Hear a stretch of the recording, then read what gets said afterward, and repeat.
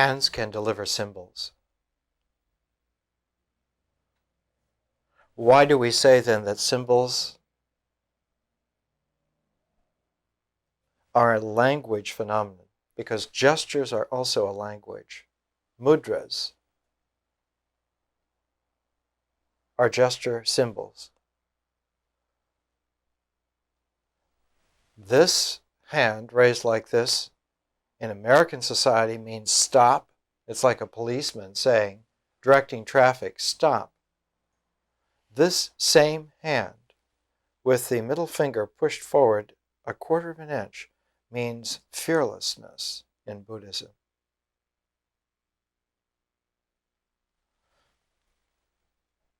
Microscopic changes in physical comportment open up whole oceans of meaning. The difference between stop and fearlessness is monumental. And so our first lesson today in symbols, they are exact. To put it in a better language, they are exacting. Part of the difficulty in this world is understanding the exactingness of the form that symbols present.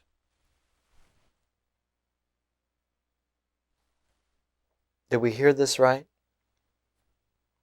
Symbols present in forms meaning which transcends the intent of those who use them, so that someone using a universal symbol, fearlessness, engenders that meaning even though they themselves do not know it. Is this true?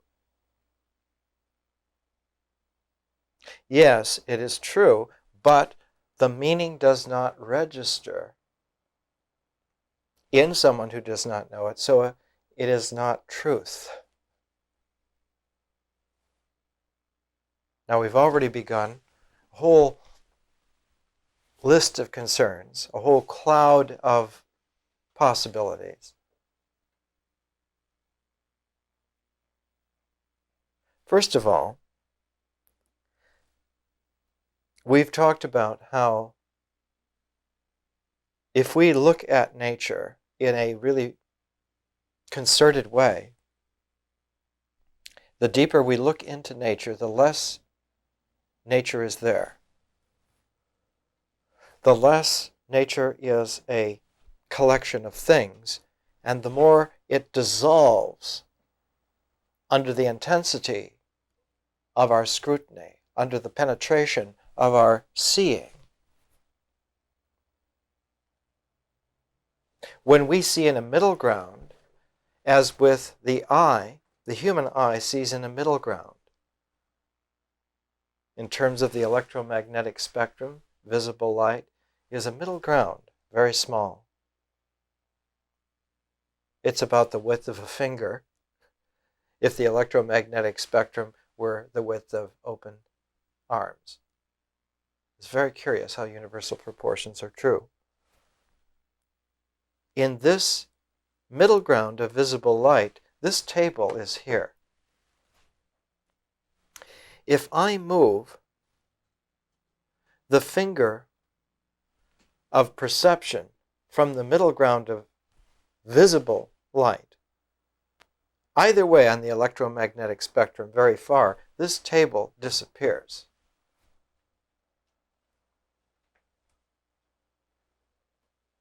On the level of radio waves, this table barely interferes. On the level of X-rays, it doesn't interfere at all. And on the level of cosmic rays, the planet doesn't interfere at all. Nature is not objectively there. And so we learn to characterize nature as a matrix of change. or if you like, just to use a popular term, an ocean of change, which is why we began our education with something like the I Ching. It's a very honest characterization of what nature really, quote, is. Nature is not so much an is, but nature is a process of change which yields itself to an archetypal process which we now can characterize as an alchemical process. And the name of that alchemical process is distillation. Distillation.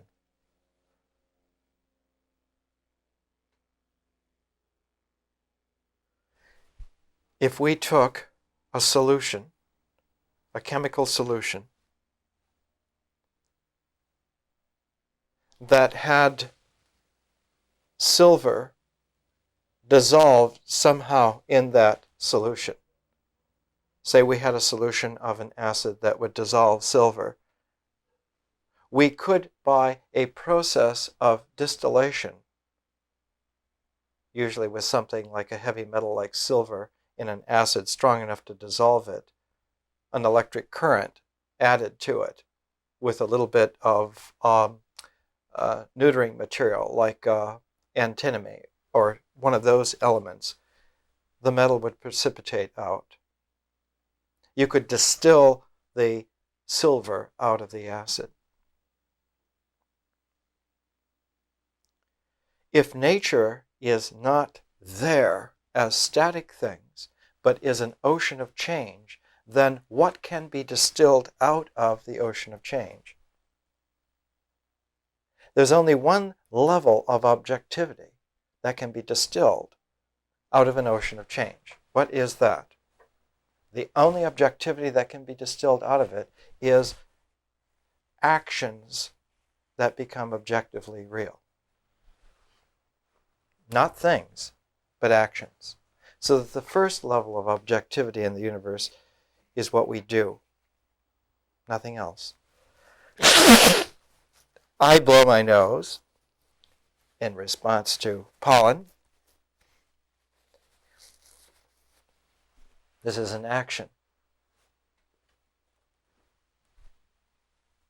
The action of blowing the nose is objectively real. I have a small ritual, which most of you have, who use Kleenex or tissue, something like this. We pull them out, we get them ready, we blow our nose, and we put it back. If you were to give a tissue to someone who had never used a tissue, they would not be able to go through this ritual of blowing their nose. There would be no association of the tissue with the nose. And a pygmy in the Congo or an Eskimo in the Yukon, say 70 years ago, a tissue would have been meaningless and there would be no ritual. But very quickly they could have been shown what to do. Notice that the first level of reality in the universe is what is done, the action. So that when it came to a very profound understanding early in the 20th century of getting real about what our lives really consisted of, the most profound and reaching philosophy, philosophic movement was called pragmatism, founded by William James and John Dewey, an American philosophy. Not at all naive, very, very profound. And what came out of pragmatism was literally the science of psychology. We're used to thinking that psychology came out of a study of the mind. That people like Freud interviewed through a psychoanalytic technique the hysterical ladies of Viennese society and came up with sexual themes underlying everything, and that somehow psychology did this.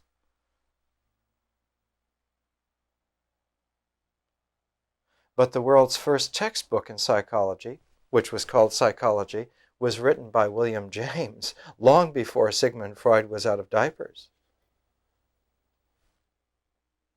And the whole science of psychology was framed by the mind and genius of William James. And if one reads through James's psychology, one comes to understand that the psyche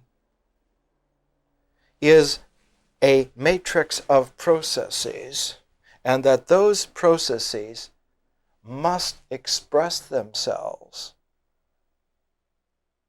in empirical juxtapositions,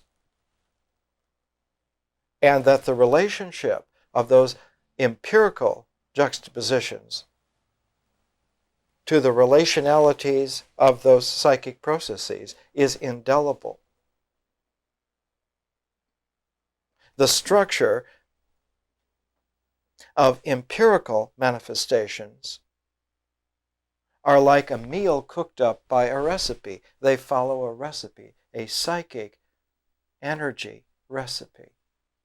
They cannot be any different than what the recipe calls for. And so someone who really knows how to cook can taste the dish served and tell how they made it. So that empirical psychology can look at the manifestations with an eye towards finding out what was the psychic recipe that made this.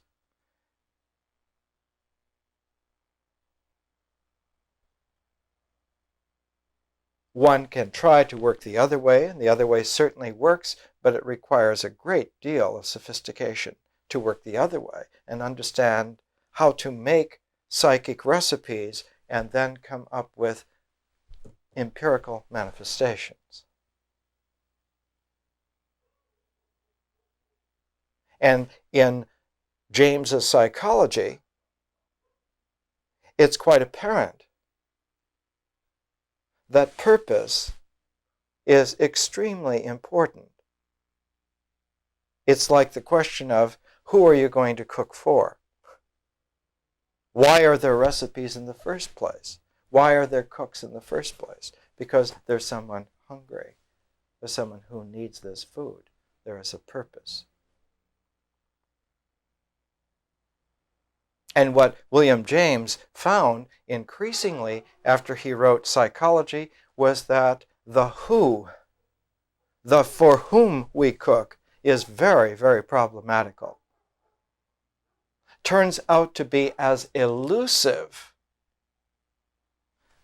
as the reality of this table on any other level other than just the simple, finger-wide accessibility of what we call life. The mediocre everydayness is the only place where there's any kind of a chance of mistaking a mask for a person. And so James's psychology, by the time he reached a deeper maturity, was concerned with the pluralistic universe. He was concerned with psychic investigation about powers that were beyond the ordinary, beyond the mediocre, beyond the everyday. And he became convinced that the person was the complete spectrum, and not at all the one finger width, no matter where it was on that spectrum, but that the human spirit was a complete universal wholeness. And this was based on pragmatic, empirical investigation. The mature Carl Jung owes much more to William James than he does to Sigmund Freud. The young Carl Jung was a Freudian, but as soon as he shifted over and became empirical and pragmatic, he became Jamesian. And anyone who doesn't appreciate this just simply is, excuse me, naive. Jung himself, in his own writings, has disclosed a great deal of this.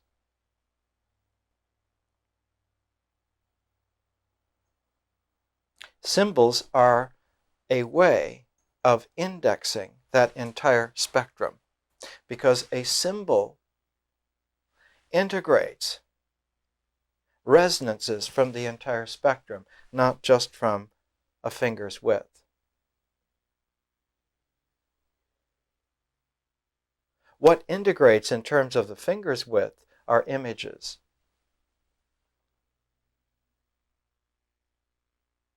And that provisional tuner who tunes that finger on the spectrum is the imaginative quality of ourselves. And that imagination, which is able to move that finger of perception up and down the spectrum, discovers that the synthesizing core of the entire spectrum, in terms of its purpose, its useful purpose for us, needs to bring all of the image meaning into woven alignment with the visual world, which is why the general connotation of image is something visual. Although just one moment's reflection tells you that there are audio images, the sound of a tinkling bell at Christmas time, jingle bells, the sound of a construction bludgeon waking you up in the morning, the sound of the radio station traffic report with somebody leaning on the horn. There are also taste images, the taste of an orange, the taste of cinnamon. So all the senses have their imagery. And a convenient way of talking about their imagery is to say that there is an image base, and that this image base is the woven fabric, the foundation of the movement of the perceptual finger, more or less up and down the spectrum of possibility.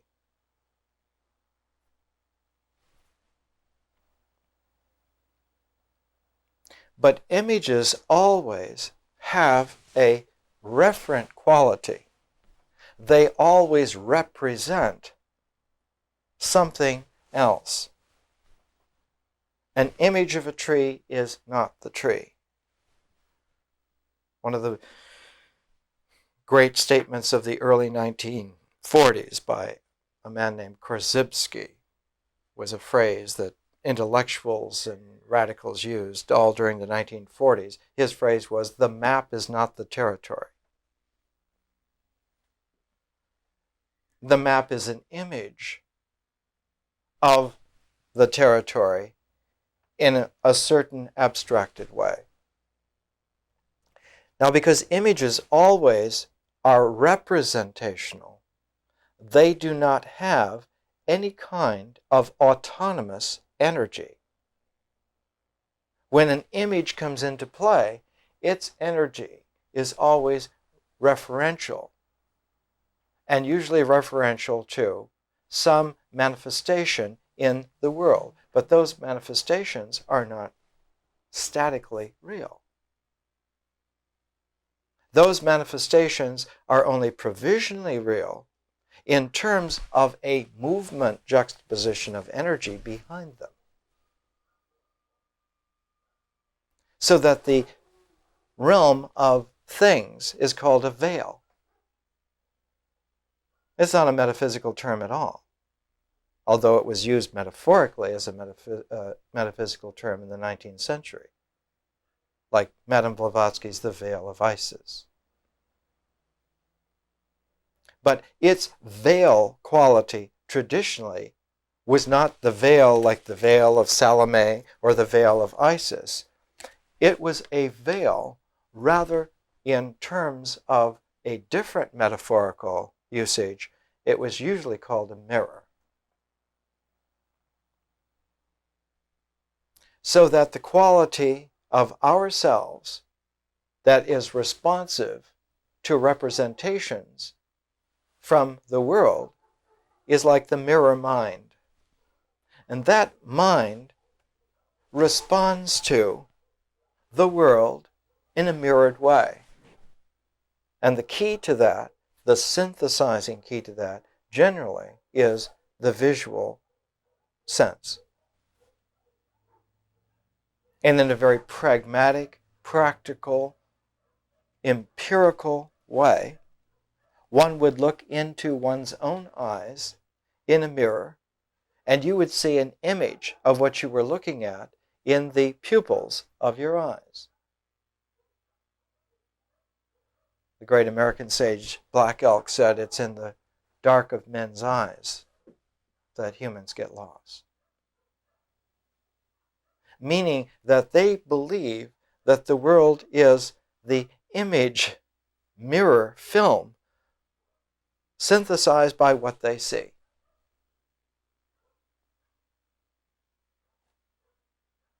Whereas a wisdom adage in this country about 2 generations ago was believe nothing that you see and only half of what you hear.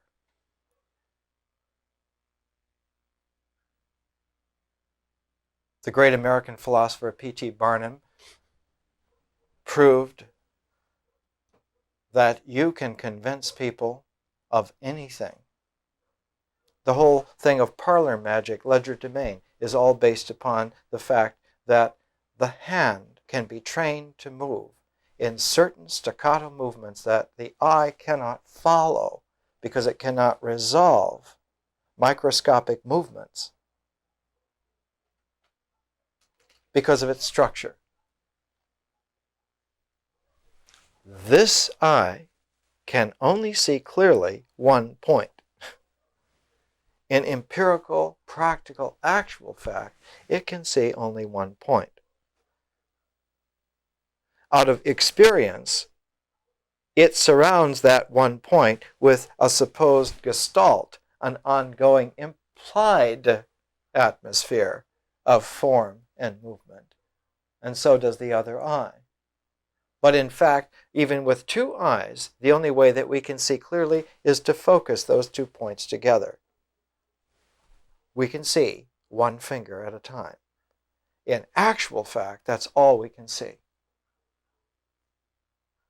If you hold 1 finger before yourself and look at it clearly, everything else is really as it is, out of focus. But this process of seeing by image is 180 degrees different from the way the mind really is. The mind sees in terms of allness, not in terms of a focus of 1 finger. And it's only the dogged, egotistical habit of carrying over exterior visual perception into an interior mode that we assume that the mind sees the same thing. And we account ourselves clever, wise, and accomplished if we can visualize the world in our mind. And this is the mark, of course, of complete idiocy. It's reducing the mind down as if it were simply an eye, a third eye. And to reduce the mind to a, quote, third eye is indeed very unfortunate idiot's play. For the mind is quite different from the eye. it is a completely different order by several jumps of order from what the I is. And the oneness which the mind is capable of would exhaust the possibility of all the eyes in the world as long as they could see. For the mind is capable of perceiving on ordinal order of conception, of perceiving in terms of an idea the entirety of the cosmos at once. The extensiveness of the mind is coextensive with the entire cosmos. Every galactic structure that could be, every quasar that might be, every spatial extension that anyone could possibly investigate is there completely at once in the oneness of the mind. And so it is truly universal and vast. Now this quality of reducing the mind to an I is a kind of a second-hand, fourth-rate shibboleth that's carried over by a metaphysics that was outdated when it was first dreamed up and drummed up and imagined, and has really no bearing whatsoever on true maturity. Let's come back to symbols. We're at symbols. We're at the third lecture in the symbols section of our education. And the symbols section of our education is the fourth of a series of phases of investigation. In the first phase, we looked at nature for 3 months and found that it was not there objectively, but was an active ocean of change. So that the next phase, very practical, very empirical, was to distill out of the ocean of change selected actions which we call ritual.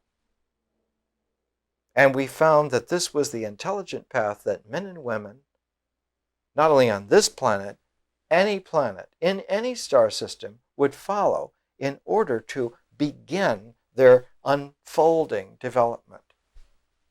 On any star system, in any galactic structure, on any dimension, no one is so alien that the universal ocean of change needs to be distilled into actions which are selected and delimited in their scope on the basis of life purposes, nourishment, food, shelter, clothing, relationality,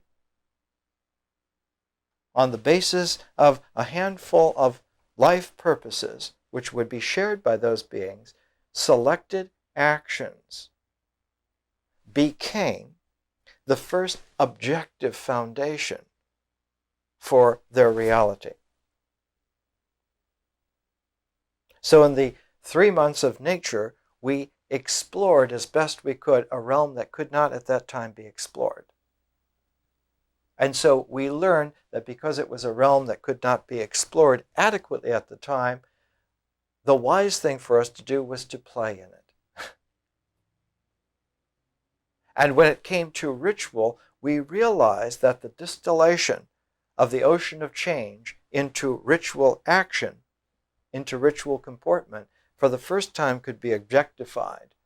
And so our play became objectified, and our play, in order to align itself with the structure of the ocean of change, which we found by using the I Ching as an initial guiding compass for ourselves, that the ocean of change moves because it has a paired, a double attractor, a twin polar quality.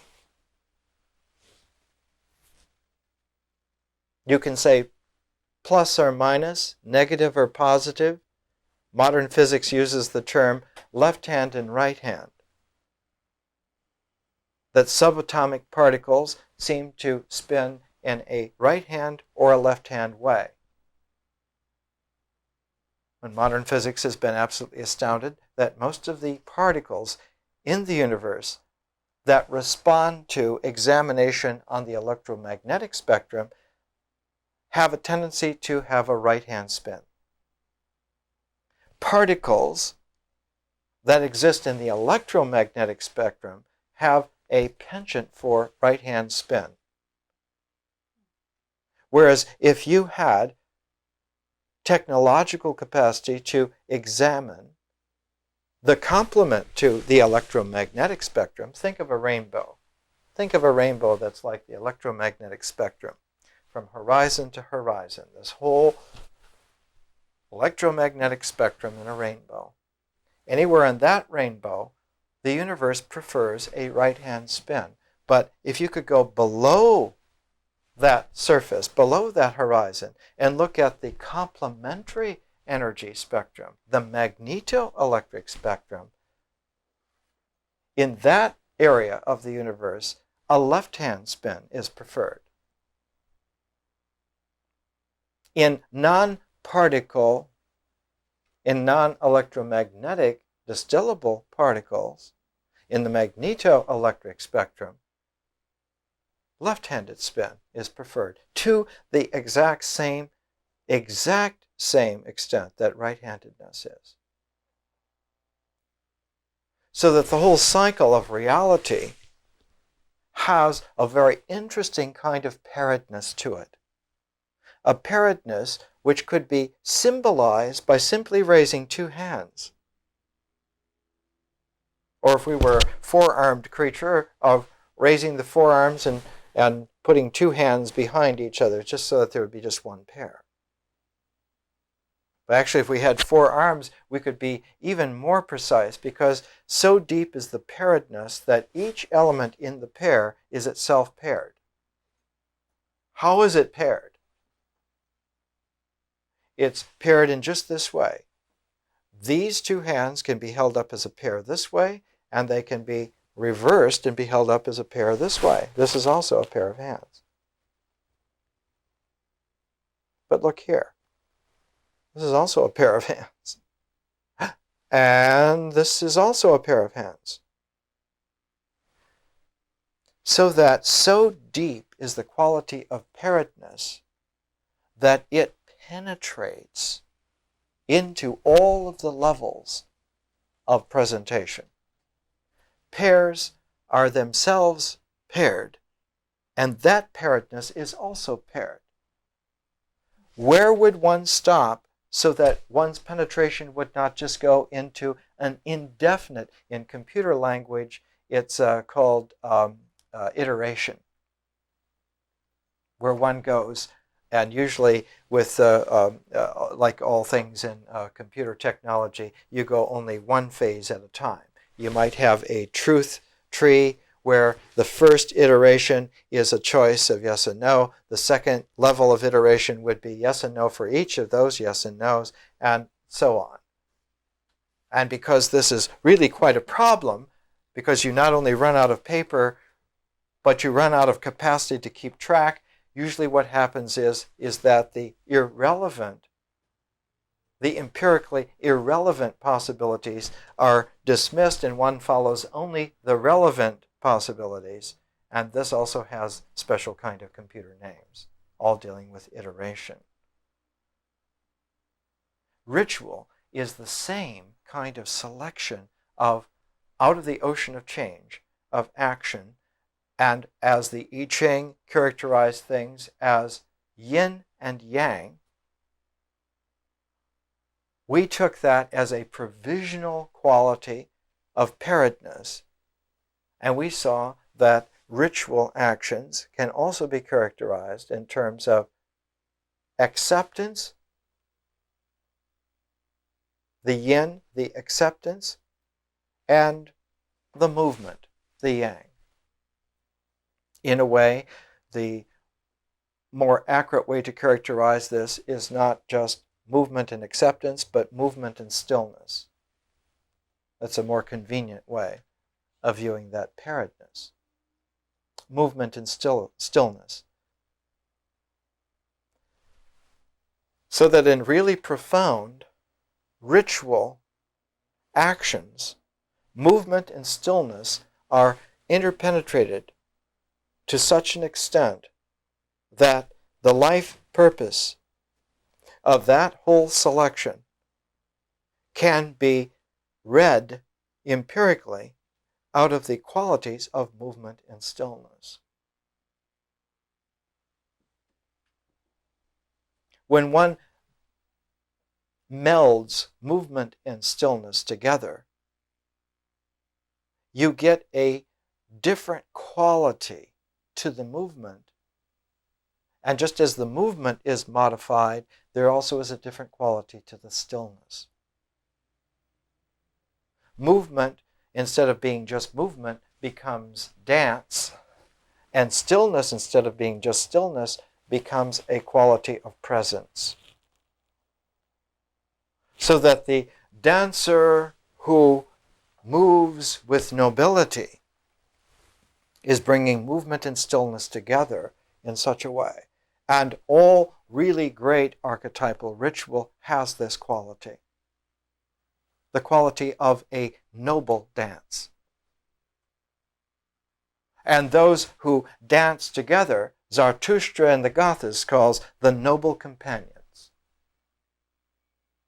And those noble companions are synthesized ultimately by the man of light. But while the ultimate synthesis is symbolically by the man of light, and the median focus of manifestation is by the community of noble companions, the foundation is there in the men of action. So that ritual is the foundation upon which everything else is based. But the sharedness, the companion, the nobility comes in where language flames into being. But symbols are a further distillation of language in the man of light. And everyone has within themselves that man of light, that person of light. The man of light seems to be calling, so let's end there, and we'll take a break. You're all familiar, I think, with the Bhagavad Gita. Let me just give you a short example of how a symbol works. If you count the sections of the Bhagavad Gita, you'll find there are 18 sections.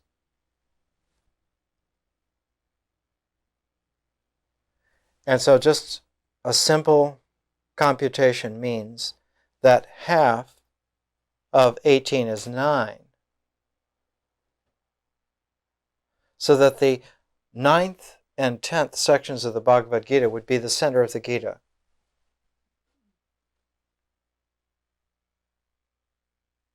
So if the Bhagavad Gita were a book and you opened it at the middle, the last of section 9 would be here and the first of section 10 would be here. Or to use another simile, if the Bhagavad Gita were a bird, which is not so far-fetched because the ancient Agni Yoga in the Vedas was always a ritual that was performed on sun-baked tiles in the shape of a huge bird, an eagle. And the fire was always at the eye of the eagle.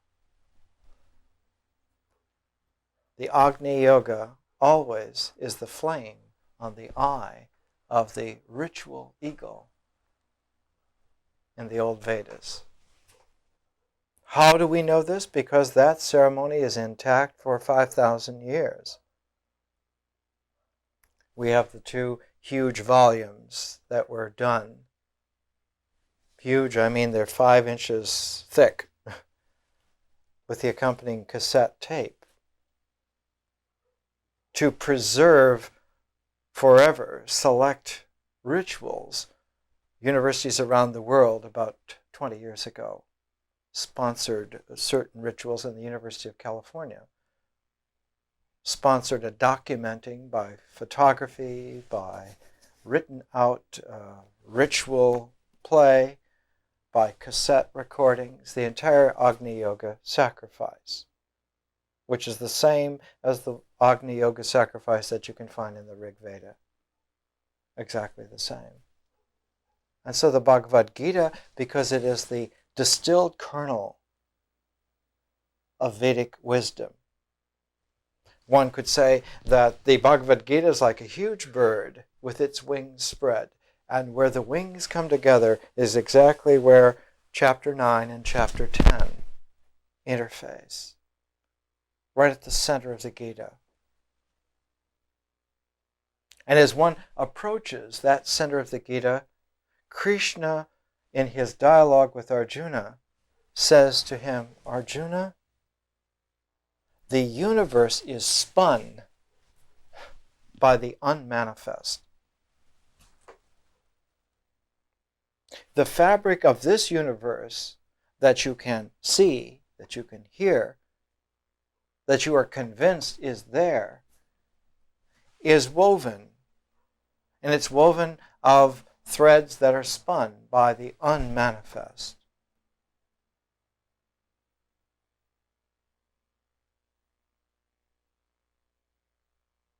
You can put it into mythic terms by saying the unknown God creates this cosmos. That creation has a paired quality of creation. One of its qualities is energy. Energy. And if one looks at energy in its empirical, pragmatic thusness, one sees that energy is stillness.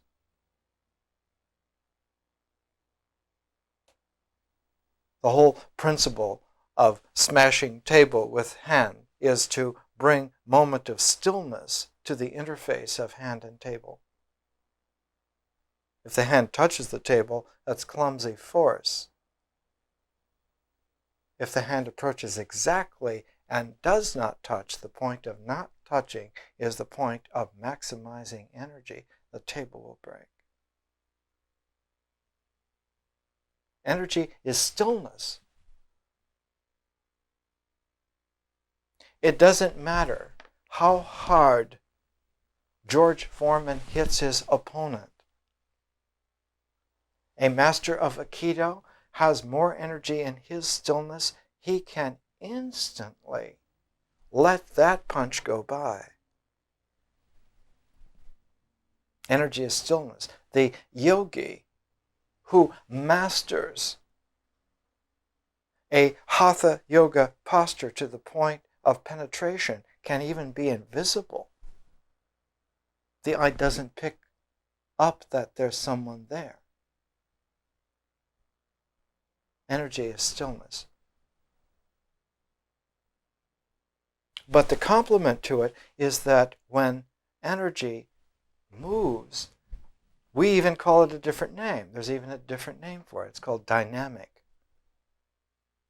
The Greek language, which a lot of modern physics uses as a cognate basic language, called it dynamis and energeia.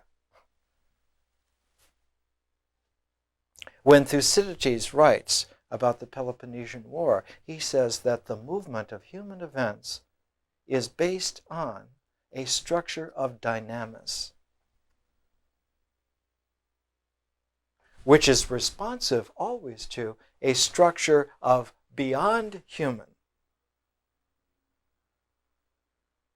the realm of the divine, which is based on energeia. And when our dynamis is in tune with that energeia of the divine, the universe is real. And what we do has veracity, because it brings that divine energy into play with it. And this is the whole purpose then of nourishing a life energy, is to do those kinds of actions which don't just factor in the divine, but weave divine energy into the dynamic of our living. That then is real. The Bhagavad Gita says, the dynamic is this energy of the unmanifest magnetic coming together with the dynamic of the manifest electric, and when together they twine, that is real. That is the real. We are such that we can weave the real. Whatever it is that we are, we can weave the real. We are makers of the real. But something gets in the way. What gets in the way? The Bhagavad Gita uses a phrase that's usually translated as, the mind is the slayer of the real. It means the mirror-coated, egotistical mind that doesn't do any weaving or any twining. It posits a barrier in between inner and outer, human and divine, and says this reflection shows what is real. That out there is real, I can tell, because my mind mirrors and has these images. That person is lost. That person is adrift in illusion. That Maya weaves the webs of illusion. And to believe in an illusion, the belief in the illusion is a delusion. And one comes to occupy a delusive, isolated, alienated realm of being, hidden behind a very fragile mirror mask. And we talked last week about how the precariousness of this, even on level of subconscious, is the whole motivation for cults. And deeper, whole motivation for ideologies.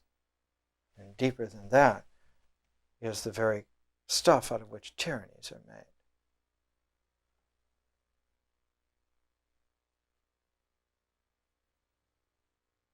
Our subsistence, the Gita says, the real me, our subsistence is in the unmanifest. The Tao Te Ching says the Tao, the unmanifest is the Tao. The stillness is Tao. And when that stillness, when the Tao moves, it is Te.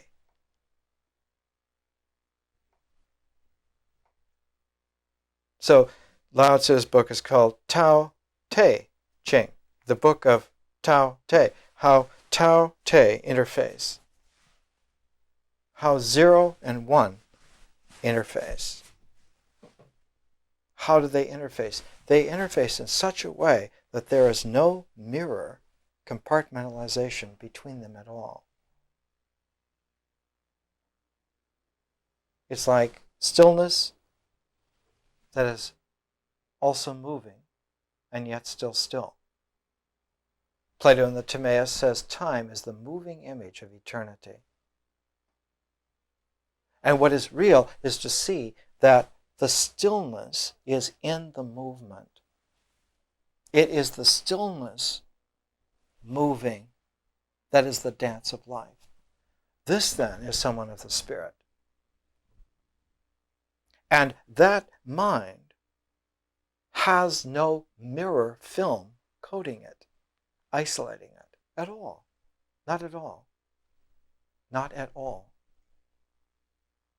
So that the English word that characterizes such a mind is that its defining boundary is transparent. One's not able to say. And yet, there's an exacting interface between movement and stillness that is real and is a true defining form for the boundless transparency which we are. What is that interface? That interface is where two different masks in our ritual section were brought together. We made a mask of a food, and we made a mask of a feeling. A food is something out there that goes in, a feeling is something in here that goes out, and we found when we made masks, ritual images, faces of those, and brought them together, as we bring them together in this juxtaposition, a quality develops, an interfacing quality between the two develops. At that point, where they do not quite touch, that fearless point, that point of wisdom teaching ourselves, where they almost but do not quite touch, it's exactly at that point that we have the first ping in the geometry of the spirit.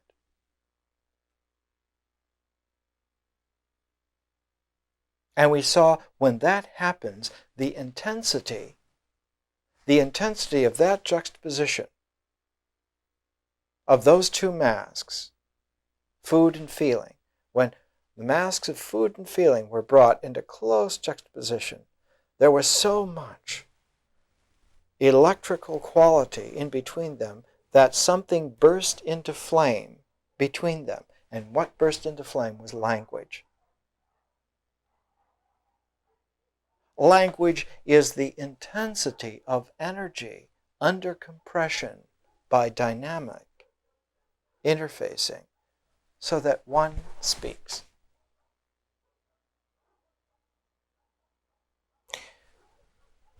In India, the classic rendition, yogically, of how language happens comes from the account of how Valmiki, the sage, came to write the Ramayana. Valmiki in Sanskrit means white anthill. It means someone so good at meditation he could sit for long enough that the white ants built a hill over him. Like Milarepa, who sat in meditation on a cave on the slopes of Mount Everest so long, just holding his hand and collecting rainwater, and with his tumo, letting some of the pine nettles that would fall into the palm of the hand with the rainwater, heating that into a soup and taking that little infinitesimal nourishment into his body. And because that was the only source of nourishment, of course, he turned green. And spiders spun cobwebs over him, and his hair grew and matted and everything. So that when a bunch of robbers fleeing from the authorities came into Milarepa's cave, they didn't see that there was anyone there. He was like a stalactite of just natural happenings, cobwebs and leaves and stuff. And they didn't realize that they were being in the presence of the greatest yogi of the age. 1,000 years ago, Milarepa was it. And Milarepa had to make the same decision. He had to make the same decision that the Buddha made in his enlightenment, and that Lao Tzu made riding out towards the west. When the condensation is to a certain point, language spontaneously comes into being. Valmiki found also, as he was meditating, and in his meditation a bird was singing in the forest, and a hunter shot the bird with an arrow, and the bird fell dead, silent, and Valmiki, out of his white anthill, spontaneously cursed the hunter. And of course, the hunter was just a wisp of zigzag soot that blew into the ground because of such power. And Valmiki then meditated on the form that the language took. It took a definite form. It took a sine wave, rhythmic form. And he found that that was the archetypal form of language. It's like an energy wave. The form of the line of language is not a straight line, but it's like a sine wave. So that there is a trigonometric structure to language. Numeracy has a geometric structure. Literacy has a trigonometric structure. And the trigonometry of language is such that one develops a sphere whose equatorial circumference is a mythology. Now, this is highfalutin 22nd century talk, but we can hear it for just a moment. That mythological equator of the sphere of awareness engendered by the energy wave of the flame of language positions out of its own occurrence a center which was not there before and is not anything in particular. That center is the soul.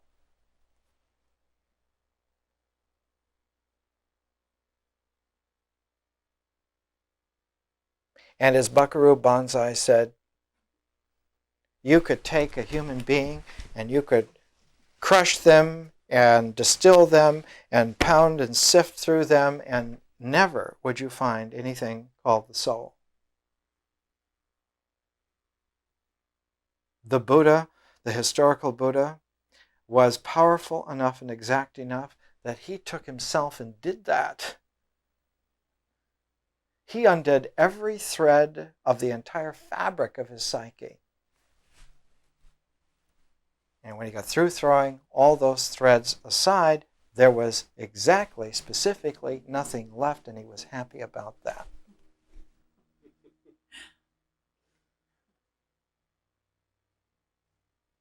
The soul is real because it's not a there. If it had been a there, it would have been some kind of thing. And we would conclusively have known that we were a reductive product of some delusion on some level of God. But because there was specifically nothing there, it meant that we were a focus of the dynamic of all the gestalts there are. And when they are brought together,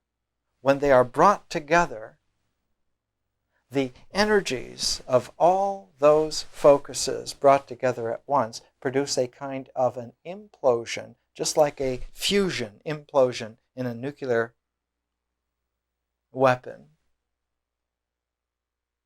When it's all brought to a single focus, instantly, one then has a jump out of awareness into consciousness. Consciousness is a spirit fire that burns because the initial pilot flame of language was already burning. And if the pilot flame of language is not lit, then the spiritual fire of consciousness has no way of being in a manifest form. And so the whole purpose of our first year of education was to follow nature, to ritual, to myth, to symbol, to learn how it is that the pilot flame light of language ignites the spiritual fire of consciousness. That's all that, and it takes all a year to do that. Now this quality can be summarized, and I wrote a page, and I'll Xerox off and give you that page. I wrote it out in 22nd century style, taking each key word concept and developing it as it went along.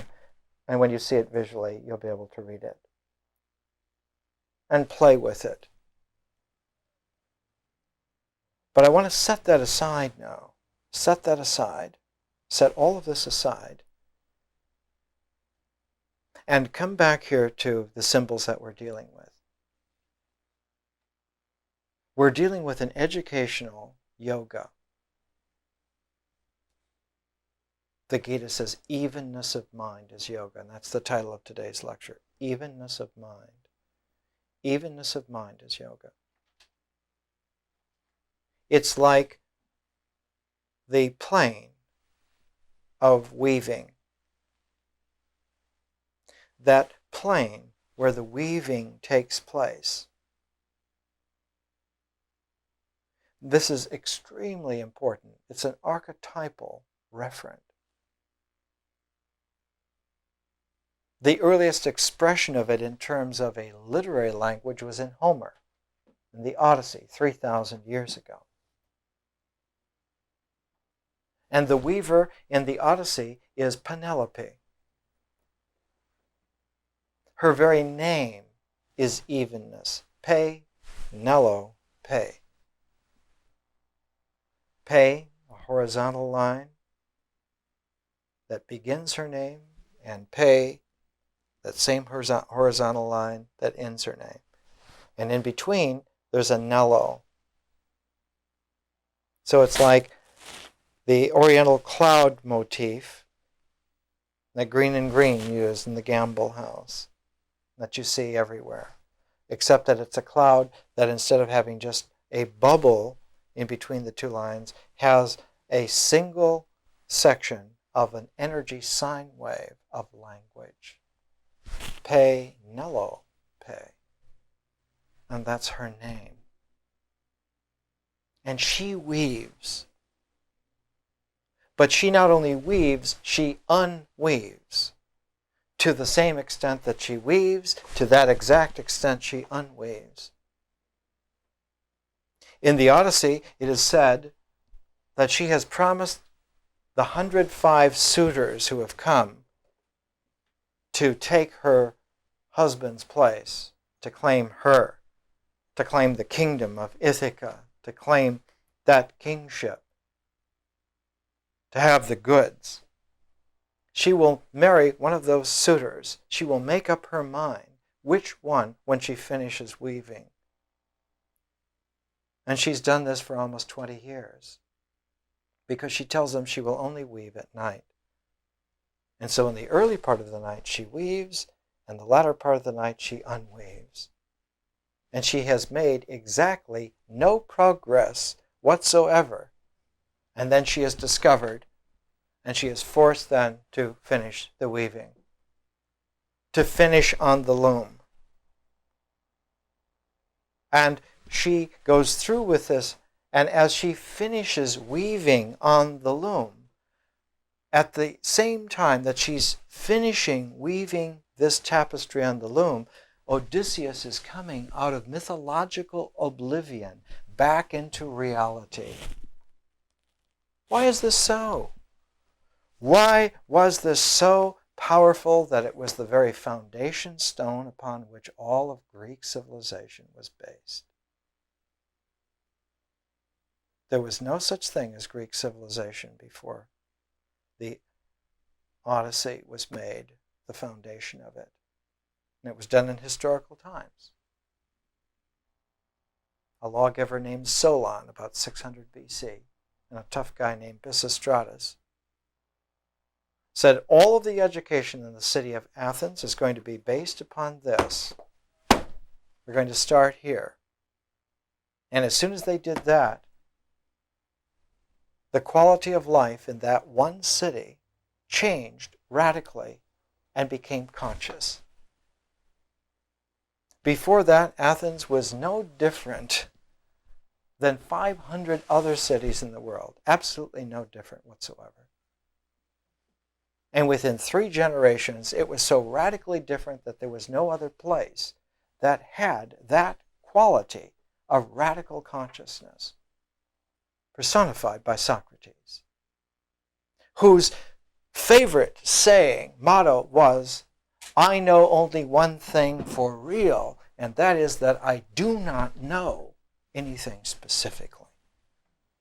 I know that I do not know."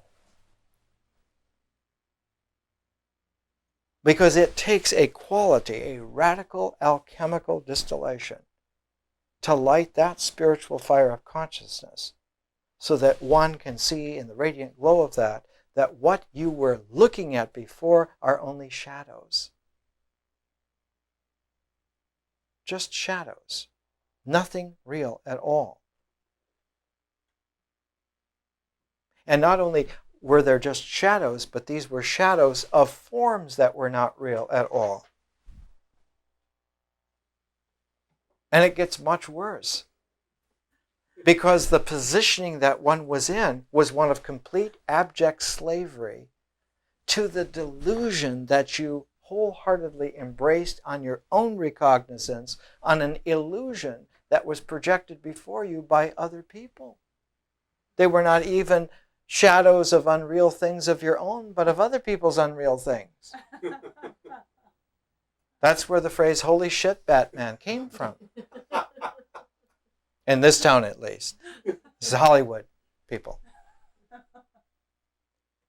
And that it is so shockingly disgusting that most people will not believe that that's true. It couldn't be that bad. My life could not be that far removed from reality. And this is where you can tell a teacher from a collector of disciples and shekels. The collector of disciples and shekels will say, "Well, no, it's not that bad with a little adjustment." You can have other people believing in the shadows of your things. How about that? And then, as Edmund Wilson used to call it, the shock of recognition.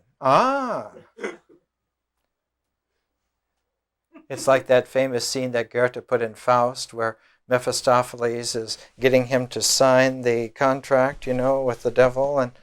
And Faust, just before he signs, says, "By the way, what does the devil want with our souls anyway?" And Mephistopheles quotes in Latin, and when it's translated out of Latin, the phrase is, "Misery loves company."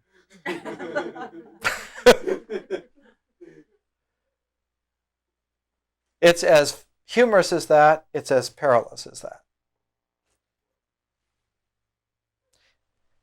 The whole quality in Athens changed because the mythic center of that city was Athena. Athena was the mythic figure that was the center of the whole feeling-toned intelligence of the city. And the myth of Athena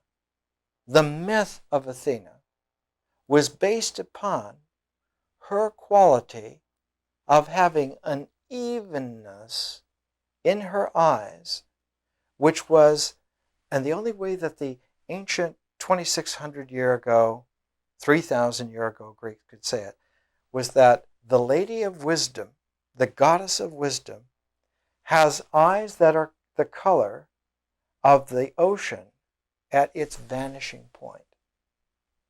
She has gray eyes, and the gaze of her gray eyes is so even that if a mortal were to look into her eyes and see her gaze, he would see the ocean of the world at its vanishing point. The horizon where ocean meets sky. That's the look in Athena's eyes. That's the level of her equanimity. That's the yoga of classical Greece. And when one would be able to look into the sky and ocean meeting in the evenness of Athena's gaze, you would see that what she was wearing was not at all the kind of matron toga that's usually put on her by later Roman copyists, the Romans never understood a thing. They didn't understand Persia, they didn't understand Egypt, and they didn't understand Greece. Hell, they didn't even understand the Etruscans, and they lived on their turf. Excuse me. I get carried away. When you look into Athena's even gaze, and you could see her, what does she wear? She wore a cloak called the piplos. And what was on that cloak were the embroidered in gold images of the entire Greek mythology. She wore the cloak of the mythology. But that cloak of the mythology could only be seen as Lady Wisdom's dress when one was able to look into her eyes with the intense evenness of the ocean meeting the sky.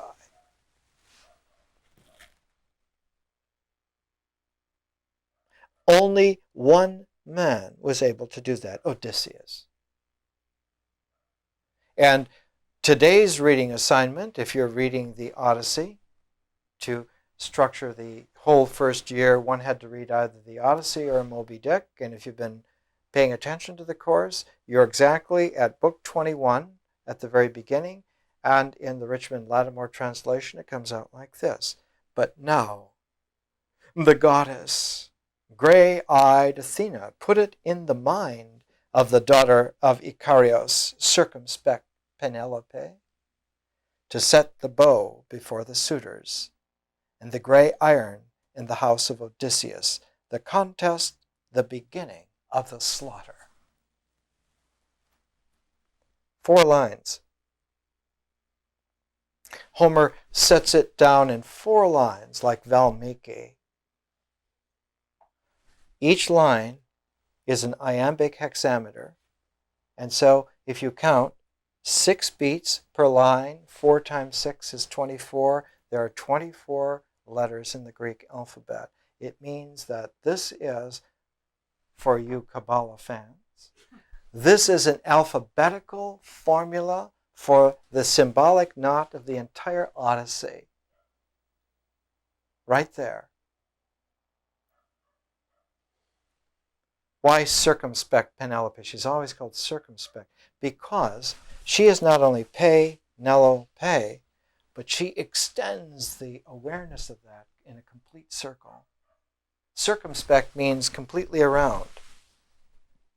Penelope is the feminine equator of the sphere of consciousness. She's the flame where the loom is woven or not woven. Either the ritual action is going to happen or it's not going to happen. If it doesn't happen, everything is dissolved back into the cosmos of the ocean of change. And nothing is really there except the unmanifest. If she keeps what is woven, then her loom has woven again the cloak of Athena, the piplos, and she will wear it. And so when Odysseus comes to her, he doesn't come just to claim his gal. He comes as the spirit warrior of Athena to bring the manifestation into life. Into life. Their son is called Telemachos. You know, we get the Greek word telephone, telemetry, tele, at a distance. Makos, macho, man's energy at a distance. Their son, the meeting of Penelope and Odysseus, is man at a distance. Man energy able to be projected out again, reproduced in the world. Whoa. Maybe I better buy this book. Not to keep the suspense, all the 105 suitors try to string the bow Because the whole thing is that 12 axe heads are placed in a row by the sun, by Telemachus. 12. It's like the 12 apostles, the 12 disciples, the 12 signs of the zodiac, the 12 tribes. Why 12? Because 12 is a quaternary raised to its cubic power. On a loom of imagery. The axe heads are the ancient symbol of royalty in the Middle Eastern world of about 4,000 years ago. The ancient name for that axe head was labris. Labris. Because an axe head had a double axe held by a single oval, and that was called the labris. And 4,000 years ago, the word for house was rinth, and so the name for the royal palace was a labyrinth. Not a maze where you would be lost. You were lost in the royal palace because you were not able to live there. You're a mediocre person. You're not able to be in the place where the power of the labris was brought together. So the 12 axe heads were lined in a row, and anyone who could string the bow and shoot an arrow through would claim Penelope.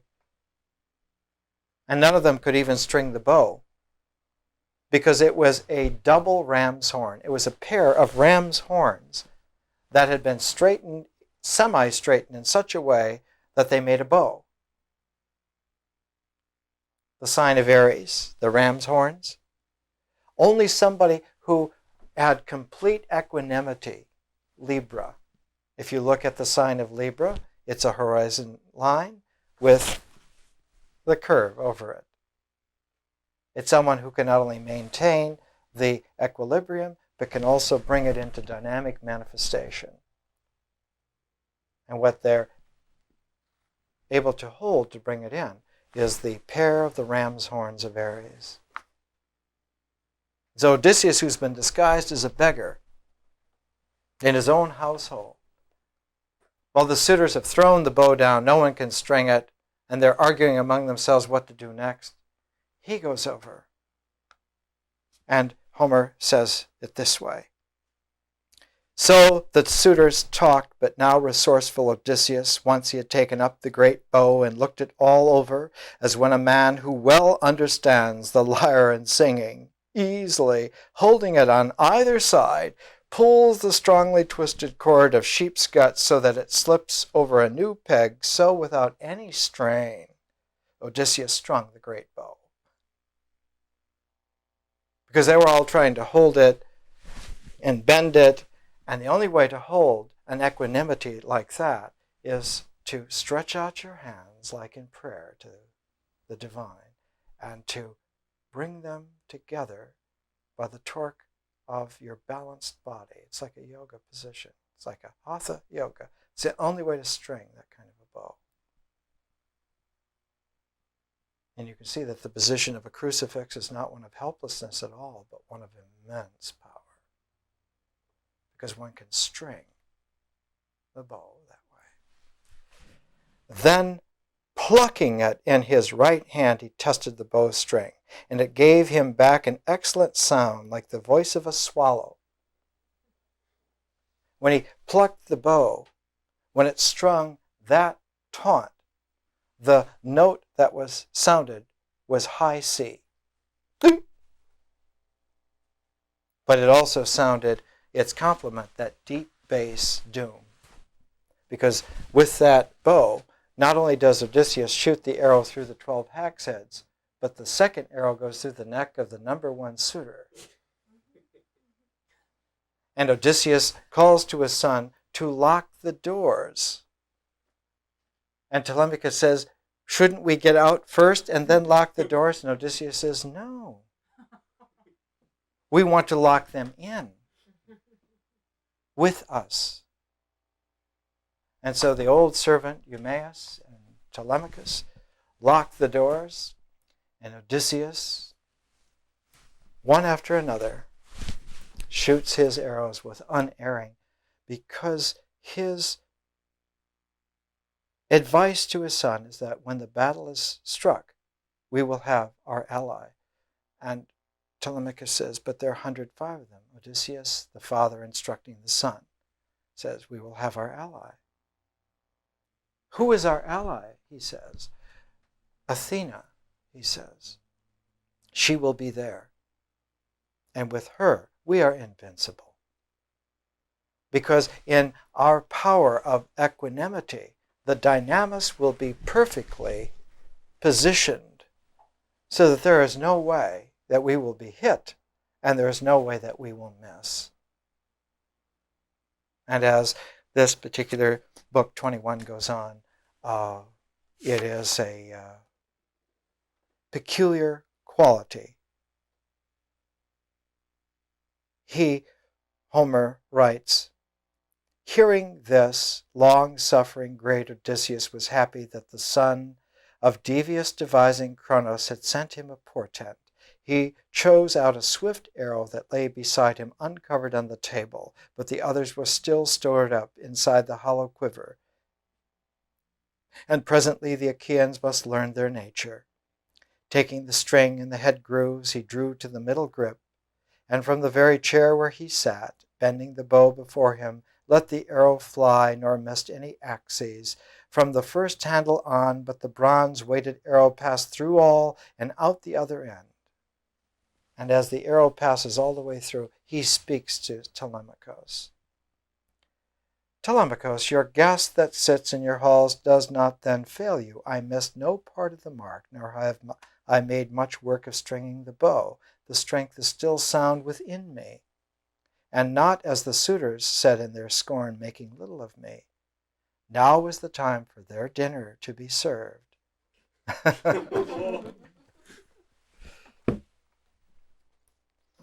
It's Arnie's version of take out the trash. Try to get a copy of Faulkner's As I Lay Dying. There's a section in Faulkner's As I Lay Dying that's somewhere in the first 60 pages. And the section reads like this. And we're going to run out of time in the tape, but let's have it this way.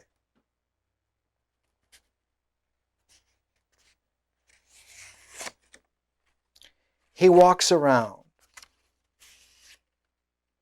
His shadow walks around.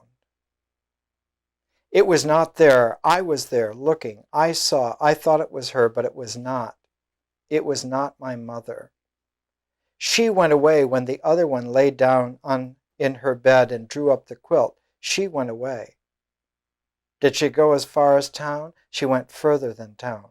Did all those rabbits and possums go further than town? God made the rabbits and possums. He made the train. Why must he make a different place for them to go if she is just like the rabbit? Paw walks around. His shadow does. The saw sounds like it is asleep.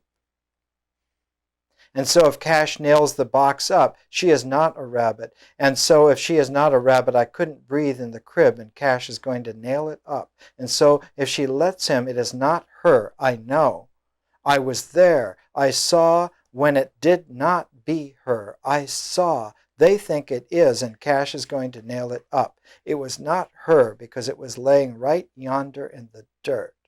And now it's all chopped up. I chopped it up. It's laying in the kitchen, in the bleeding pan, waiting to be cooked and ate. Then it wasn't, and she was. And now it is, and she wasn't. It's a little poor white boy, 8 years old, who had just brought a fish back to show his mother on her deathbed, and she had just died. And in his 8-year-old, unlettered, untutored way, in this devastating morass of his mother's death and the fish and so forth, he makes the exchange. It's the fish that's dead, but not my mother. She went away. She went somewhere. God made a place, a space for her to go. I know I was there, he says. I saw it. I know I saw it. I saw the space. Well, come back next if you can make it. LA is a devious town. It offers all kinds of reasons not to come.